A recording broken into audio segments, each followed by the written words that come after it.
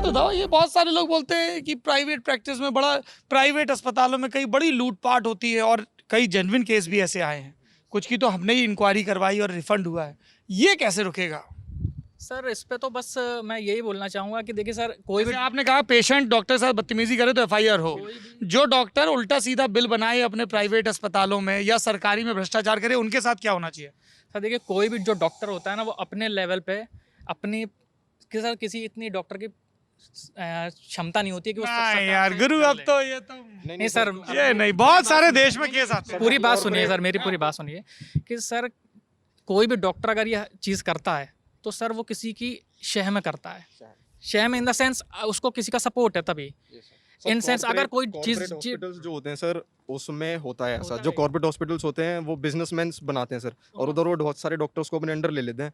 तो सर हर डॉक्टर को एक टारगेट मिलता है कि आपको इतनी इन्वेस्टिगेशंस करानी है, आपको इतने टेस्ट लिखने हैं, उस पर आपको इंसेंटिव मिलेगा या जो भी है। अच्छा, कैसे होता है यार, ये तो जरा लोकोपयोगी जानकारी जरा विस्तार से बताओ। सर जैसे क्या नाम है? सर मेरा नाम कुशल शर्मा है। आगे आइए। हाँ जी बताइए, सर कैसे लंबा बिल बनता है?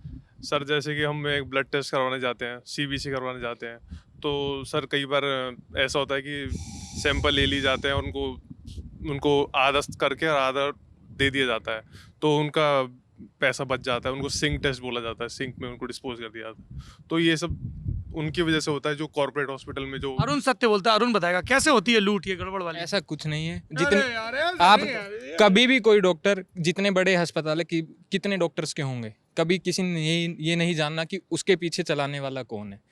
आप जहाँ पर खड़े हो, हाँ, अच्छा, हाँ, जिस प्रांगण में आप खड़े हो, उसके चेयरमैन भी डॉक्टर नहीं है, ठीक है, क्योंकि वो डॉक्टर का अस्पताल नहीं है। डॉक्टर इतने कैपेबल नहीं है क्योंकि वो जमीन से जुड़े हुए हैं।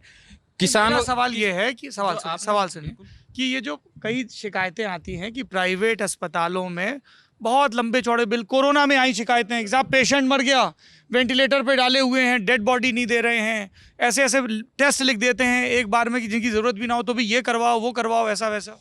जो आपने बोला कि बिल बना दिए जाते हैं, क्या जो बोल रहे हैं उन्होंने उस चीज़ की पढ़ाई करी है? क्या पता वो टेस्ट उतना ही ज़रूरी हो। कई इस तरह की स्वतंत्र जांच में, जैसे मोहाली का एक केस मुझे इमीडिएटली ध्यान आ रहा, क्योंकि वो मेरे ही थ्रू रूट होके गया था।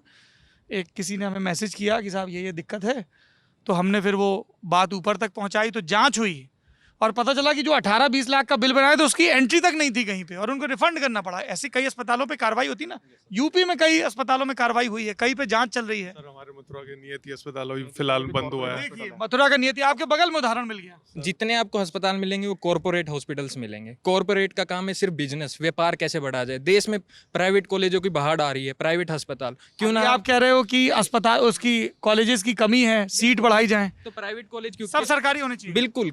हमने वोट किसको दिया? सरकार चुनने के लिए, ना कि किसी कॉरपोरेट को चुनने के लिए। तो हम चाहेंगे कि हमारा हेल्थ सिस्टम, जो बेसिक हेल्थ इंफ्रास्ट्रक्चर है, तो सरकार उसको डेवलप करे। इस तरह के निपट देसी वीडियो सिर्फ और सिर्फ मिलेंगे लल्लन टॉप यूपी पर। सब्सक्राइब करें।